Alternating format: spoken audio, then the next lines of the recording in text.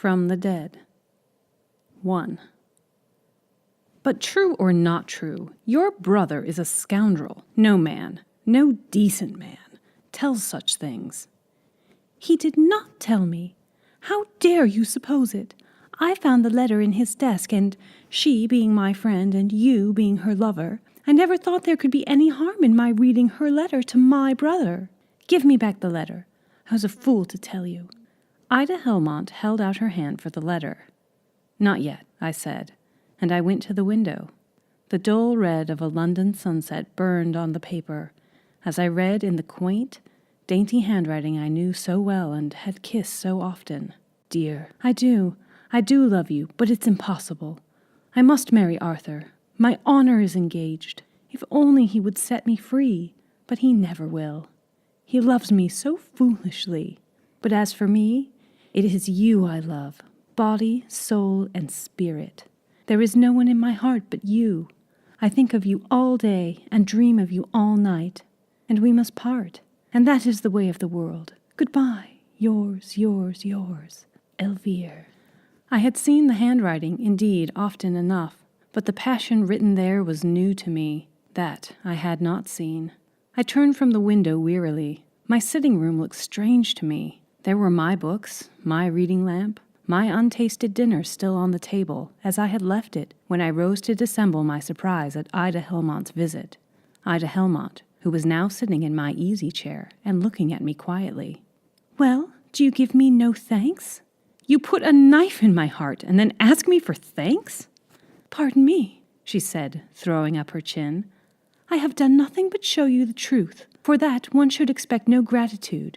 May I ask out of mere curiosity what you intend to do? Your brother will tell you. She rose suddenly, pale to the lips. You will not tell my brother, she began. That you have read his private letters? Certainly not. She came towards me, her golden hair flaming in the sunset light. Why are you so angry with me? She said. Be reasonable. What else could I do? I don't know. Would it have been right not to tell you? I don't know.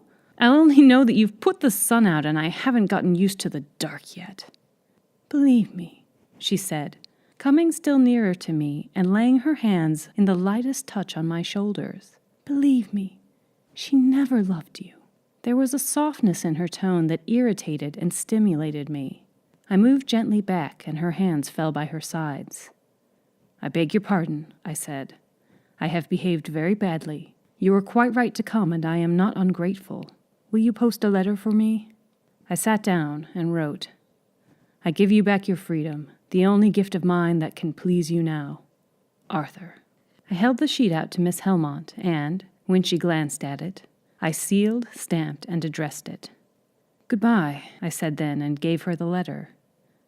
As the door closed behind her, I sank into my chair, and I am not ashamed to say that I cried like a child or a fool over my lost plaything, the little dark-haired woman who loved someone else with body, soul, and spirit. I did not hear the door open or any foot on the floor, and therefore I started when a voice behind me said, Are you so very unhappy? Oh, Arthur, don't think I am not sorry for you. I don't want anyone to be sorry for me, Miss Helmont, I said. She was silent a moment. Then, with a quick, sudden, gentle movement, she leaned down and kissed my forehead, and I heard the door softly close. Then I knew that the beautiful Miss Helmont loved me. At first, that thought only fleeted by, a light cloud against a gray sky. But the next day reason woke and said, was Miss Helmont speaking the truth? Was it possible that... I determined to see Elvire, to know from her own lips whether by happy fortune this blow came, not from her, but from a woman in whom love might have killed honestly. I walked from Hampstead to Gower Street. As I trod its long length, I saw a figure in pink come out of one of the houses. It was Elvire. She walked in front of me to the corner of Store Street. There, she met Oscar Helmont. They turned and met me face to face, and I saw all I needed to see. They loved each other. Ida Helmont had spoken the truth. I bowed and passed on. Before 6 months were gone, they were married, and before a year was over, I had married Ida Helmont. What did it? I don't know. Whether it was remorse for having, even for half a day, dream that she could be so base as to forge a lie to gain a lover, or whether it was her beauty or the sweet flattery of the preference of a woman who had half her acquaintances at her feet, I don't know. Anyhow, my thoughts turned to her as to their natural home. My heart, too, took that road, and before very long I loved her as I had never loved Elvire. Let no one doubt that I loved her, as I shall never love again, please God. There was never anyone like her. She was brave and beautiful, witty and wise, and beyond all measure adorable. She was the only woman in the world. There was a frankness, a largeness of heart, all about her that made all other women seem small and contemptible. She loved me, and I worshipped her. I married her. I stayed with her for 3 golden weeks, and then I left her. Why? Because she told me the truth. It was one night, late. We had sat all evening in the veranda of our seaside lodging, watching the moonlight on water and listening to the soft sound of the sea on sand. I have never been so happy. I shall never be happy any more, I hope. Heart's heart, she said, leaning her golden head against my shoulder. How much do you love me? How much? Yes, how much? I want to know what place it is I hold in your heart. Am I more to you than anyone else? My love! More than yourself? More than my life. I believe you, she said. Then she drew a long breath and took my hand in hers. It can make no difference. Nothing in heaven or earth now can come between us. Nothing, I said. But sweet, my wife, what is it? For she was deathly pale. I must tell you, she said. I cannot hide anything from you now because I am yours, body, soul, and spirit. The phrase was an echo that stung me. The moonlight shone on her golden hair, her warm, soft golden hair, and on her pale face. Arthur, she said, you remember my coming to you at Hampstead with that letter? Yes, my sweet, and I remember how you— Arthur, she spoke fast and low. Arthur, the letter was a forgery. She never wrote it. She stopped, for I had risen and flung her hands from me and stood looking at her.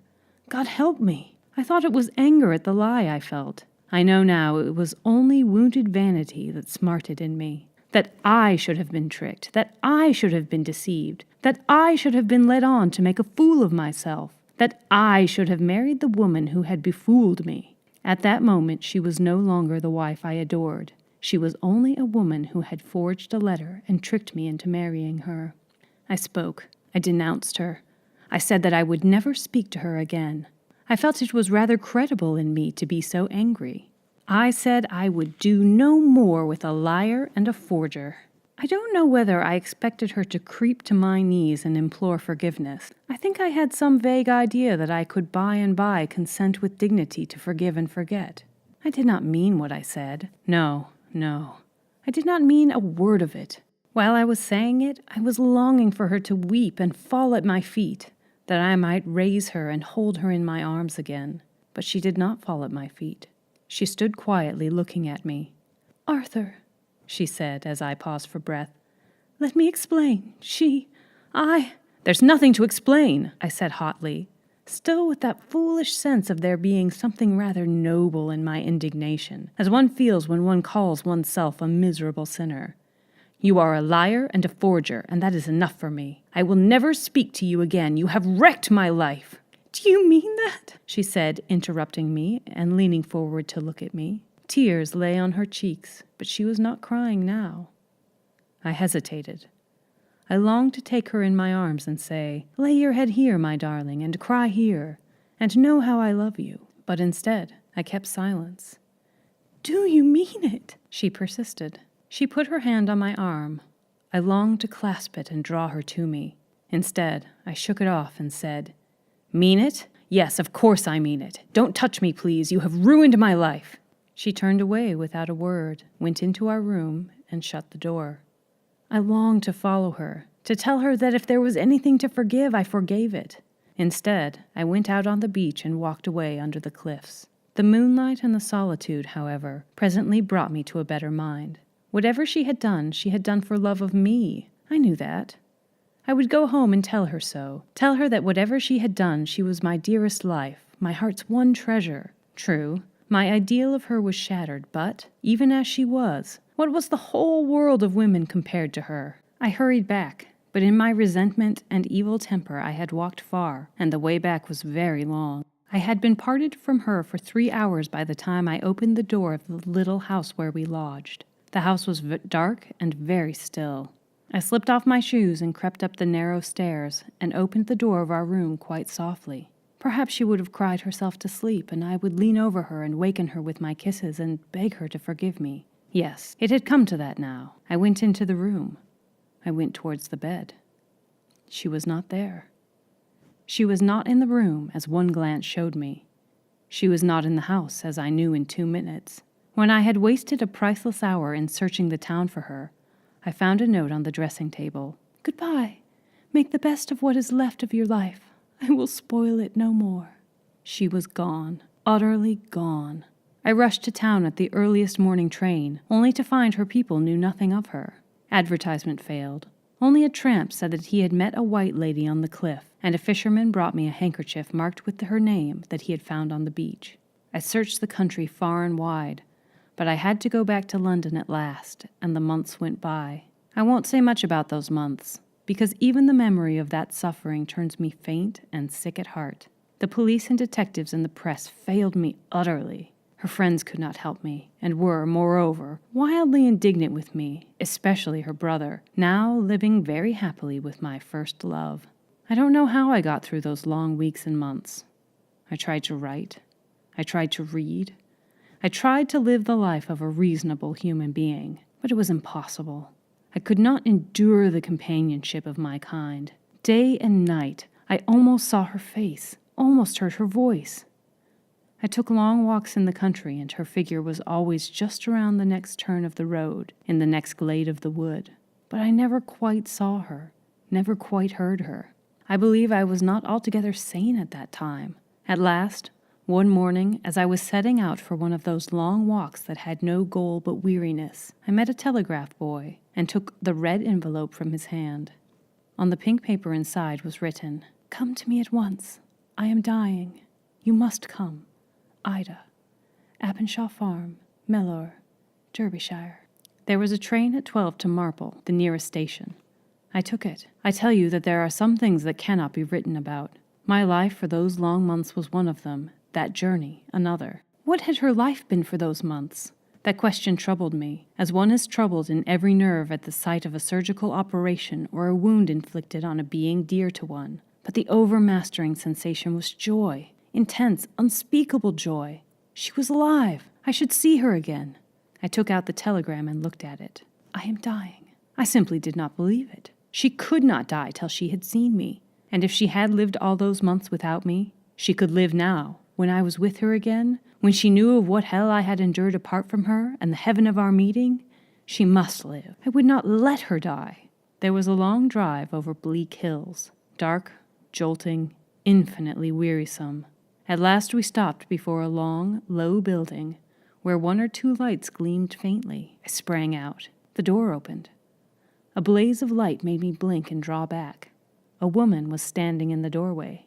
"Art thee Arthur Marsh?" she said. "Yes." "Then thou'rt over late. She's dead." 2. I went into the house and walked to the fire and held out my hands to it mechanically, for, though the night was May, I was cold to the bone. There were some folks standing around the fire and lights flickering.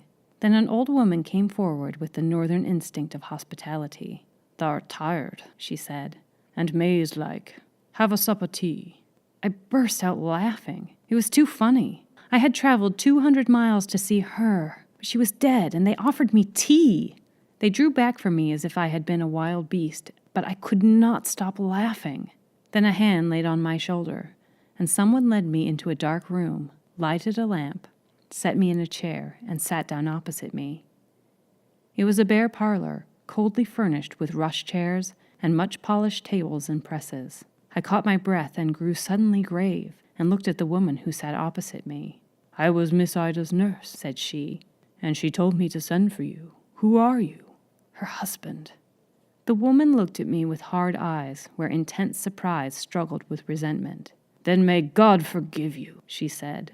What you've done I don't know, but there'll be hard work forgiving you, even for him." "Tell me," I said. "My wife."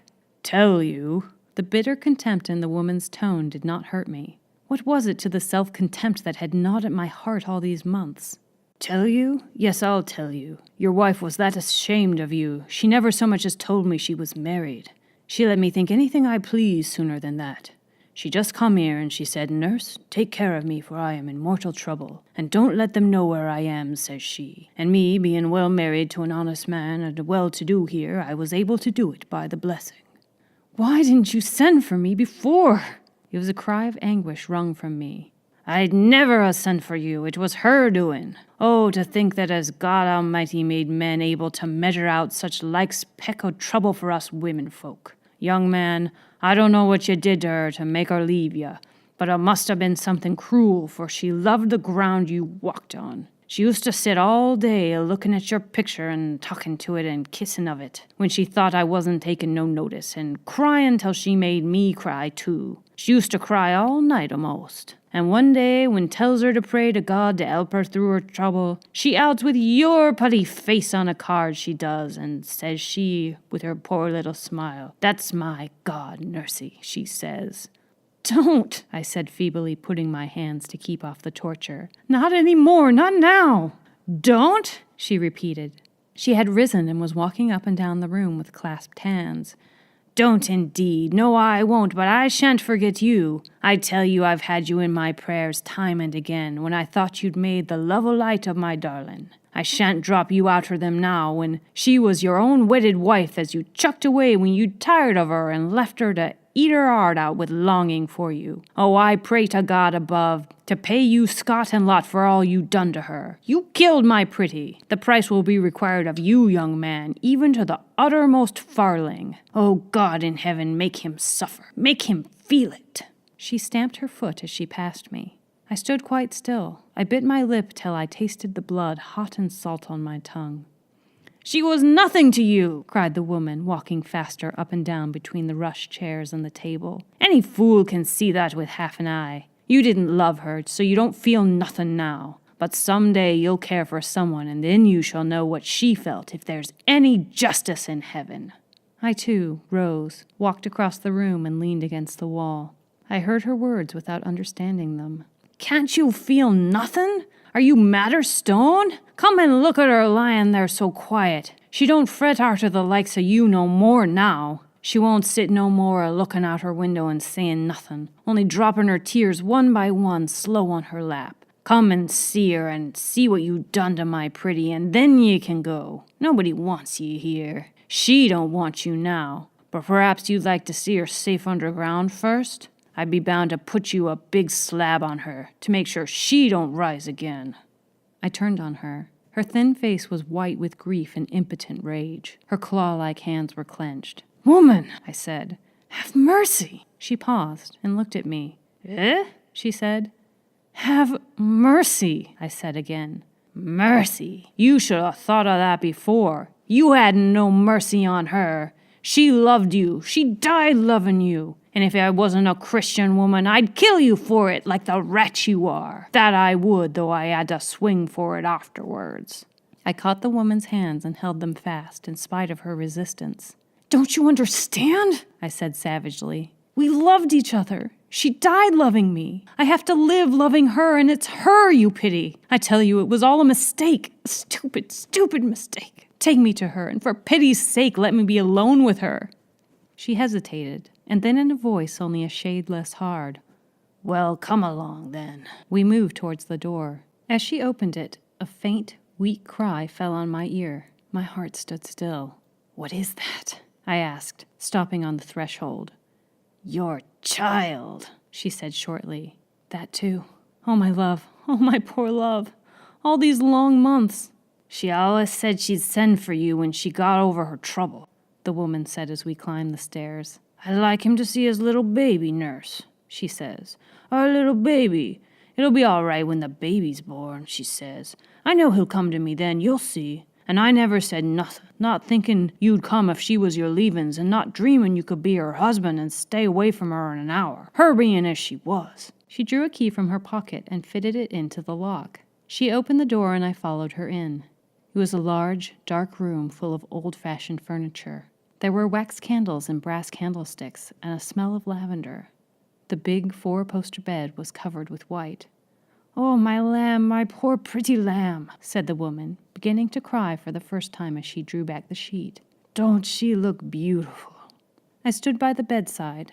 I looked down on my wife's face. Just so I had seen it lie on the pillow beside me in the early morning when the wind and dawn came up from beyond the sea. She did not look like one dead. Her lips were still red, and it seemed to me that a tinge of color lay on her cheek. It seemed to me, too, that if I kissed her, she would wake and put her slight hand on my neck and lay her cheek against mine, that we should tell each other everything and weep together and understand and be comforted. So I stooped and laid my lips to hers as the old nurse stole from the room. But the red lips were like marble, and she did not wake. She will not wake now, ever any more. I tell you again, there are some things that cannot be written. 3. I lay that night in a big room filled with heavy, dark furniture, in a great 4-poster hung with heavy, dark curtains, a bed the counterpart of that other bed from whose side they had dragged me at last. They fed me, I believe, and the old nurse was kind to me. I think she saw now that it is not the dead who are to be pitied most. I lay at last in that big, roomy bed and heard the household noises grow fewer and die out, the little wail of my child sounding last. They had brought the child to me, and I had held it in my arms and bowed my head over its tiny face and frail fingers. I did not love it then.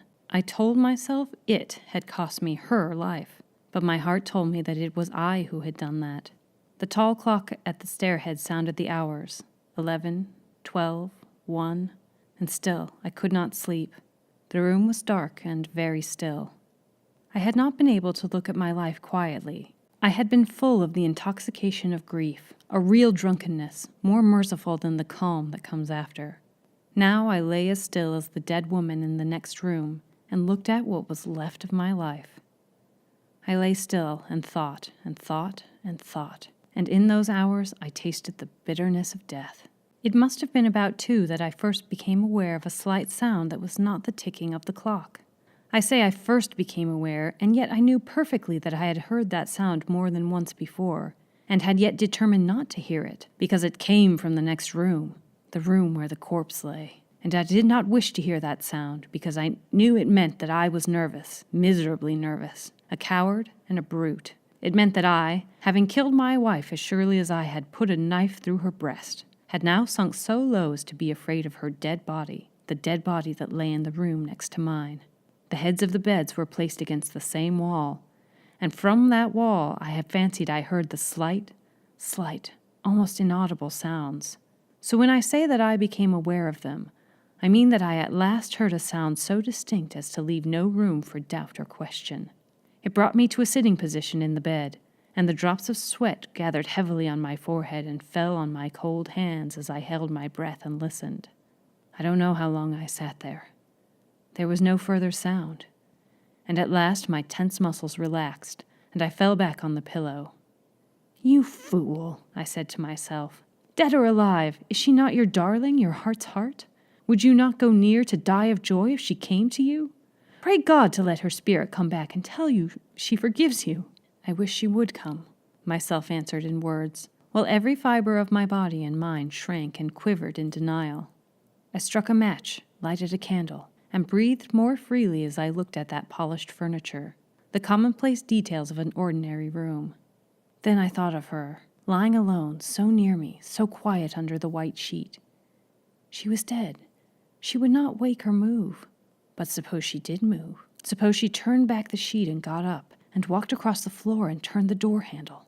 As I thought it, I heard, plainly and unmistakably heard, the door of the chamber of death open slowly. I heard slow steps in the passage, slow, heavy steps. I heard the touch of hands on my door handle outside, uncertain hands that felt for the latch. Sick with terror, I lay clenching the sheets in my hands. I knew well enough what would come when that door opened, that door on which my eyes were fixed. I dreaded to look, yet I dared not turn my eyes away. The door opened, slowly, slowly, slowly, and the figure of my dead wife came in. It came straight towards the bed, and it stood at the bed foot in its white grave clothes, with the white bandage under its chin. There was a scent of lavender. Its eyes were wide open, and looked at me with love unspeakable. I could have shrieked out loud. My wife spoke. It was the same dear voice that I had so loved to hear, but it was very weak and faint now, and now I trembled as I listened. You aren't afraid of me, darling, are you, though I am dead? I heard all that you said to me when you came, but I couldn't answer. But now I've come back from the dead to tell you. It wasn't really so bad as you thought me. Elvire had told me that she loved Oscar. I only wrote the letter to make it easier for you. I was too proud to tell you when you were so angry, but I am not proud any more now. You'll love me again now, won't you, now that I'm dead? One always forgives dead people. The poor ghost's voice was hollow and faint. Abject terror paralyzed me. I could answer nothing. Say you forgive me, the thin, monotonous voice went on. Say you love me again. I had to speak. Coward as I was, I did manage to stammer, "Yes, I love you. I have always loved you. God help me." The sound of my own voice reassured me, and I ended more firmly than I began. The figure by the bed swayed a little unsteadily. I suppose, she said wearily, you would be afraid now I am dead if I came round to you and kissed you. She made a movement as she would have come to me. Then I did shriek aloud, again and again, and covered my face with the sheet, and wound it round my head and body, and held it with all my force. There was a moment's silence. Then I heard my door close and the sound of feet and voices, and I heard something heavy fall. I disentangled my head from the sheet. My room was empty. Then reason came back to me, and I leapt from the bed. "Ida, my darling, come back! I'm not afraid! I love you! Come back! Come back!" I sprang to my door and flung it open. Someone was bringing a light along the passage. On the floor, outside the door of the death chamber, was a huddled heap, the corpse in its grave clothes. Dead, dead, dead. She is buried in the Mellor churchyard, and there is no stone over her. Now, whether it was catalepsy, as the doctor said, or whether my love came back even from the dead to me who loved her, I shall never know. But this I know, that if I had held my arms out to her as she stood at my bed foot, if I had said, "Yes, even from the grave, my darling, from hell itself, come back to me," if I had had room in my coward's heart for anything but the unreasoning terror that killed love in that hour, I should not now be here alone. I shrank from her. I feared her. I would not take her to my heart. And now she will not come to me any more. Why do I go on living? You see, there is the child. It is 4 years old now, and it has never spoken and never smiled.